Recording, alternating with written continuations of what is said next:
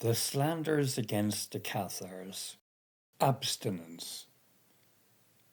Ultimately, I cannot not confront the most indecent topic, abstinence, which was laden with shameful and malevolent disinformation. To understand what this concerns, a premise is necessary. Often, the ordinary believers wanted to receive the consolamentum before dying. Such requests were called compacts. We have already spoken of it and explained the reason for this postponement. The consolamentum given to the dying, in no way assimilated to the Catholic sacrament of extreme unction, to which it was sometimes compared, was valid for all intents and purposes, and also it took place with a much reduced, page 251, ceremony.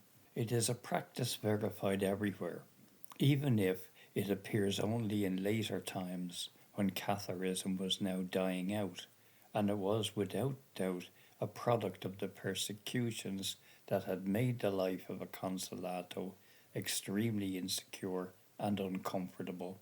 If one thought only of what the not to lie could bring to the interrogation by the inquisitors, or the not to kill, the danger was in proportion to the extreme seriousness and consistency with which they lived this sacrament. On the other hand, if one took into account the significance it had for a Cathar, the union with the part of the spirit that remained in heaven, the liberation from the cycle of rebirth, one can understand why they would wish to have it before death, to be able to have a good end. Naturally, this was only conceded to those who had lived a life consonant with the values of this faith. That said, we see what was written about the consolamentum of the dying, and quoting certain ancient texts by Raoul Mancelli, the distinguished scholar repeatedly quoted at the beginning of the book. Towards 1240, Giacomo de Capellis, in his work against the Cathars, reports to us the news that according to public repute, the sick, after they had received the laying on of hands, were smothered to render them martyrs or confessors. It's true that he added, fairly, that he had never encountered an occurrence of such a horrendous practice. Also, towards 1260, the so-called anonymous Di Passo testifies to this terrible practice. Among the Cathars, whoever was on the point of death was asked if they wanted to end their life as a martyr or confessor. If they accepted martyrdom, they were killed by suffocation with a special cloth. If they preferred to be a confessor, they were allowed to die of hunger after the laying on of the hands. Aspiring to become martyrs or confessors is exclusively Catholic, certainly not Cathar. Slander is a breeze that begins lightly, little by little, quietly, recounts the celebrated air by Rossini, such as here, according to public repute, and adding that he had never encountered an occurrence of such a horrendous practice. Meanwhile, what is said, as voices circulate, intensifies, and ultimately even a scholar like Mancelli accepts it, not only taking it for truth and dedicating dozens of pages to it, but also feeling the need to explain that, at the base of, page 252, this rite, there was the preoccupation that the sick, in the case of an eventual recovery, after having received the consolamentum, would not succeed in living according to the rules prescribed for perfects, and ended it, or fell back into sin, or returned to Catholicism.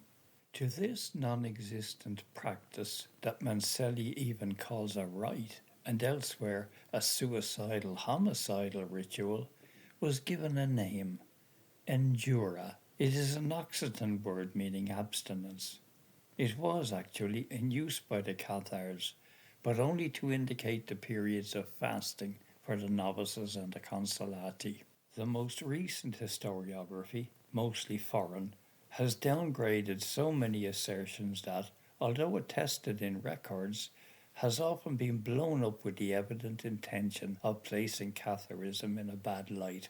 In the case of the abstinence, it concerns infamous or simply malevolent accusations, easy enough to discover, as Michel Rocabert writes, because there isn't a trace in Cathar doctrine of an inclination to take life. It's true that there were hunger strikes and suicides, but, as Arno Borst writes, one cannot define every suicide of a Cathar as endura.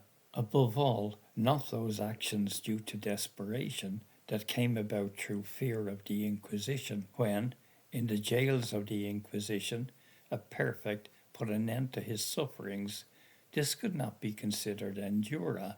The scholars, too, overvalue these untrustworthy accounts that, however, were recorded only after 1275 in Italy and after 1300 in southern France, where they concerned only the region of Ussat-les-Bains and the upper valley of Ariège. We don't find other examples elsewhere, and in no way ever in previous times when Catharism was strongly organized.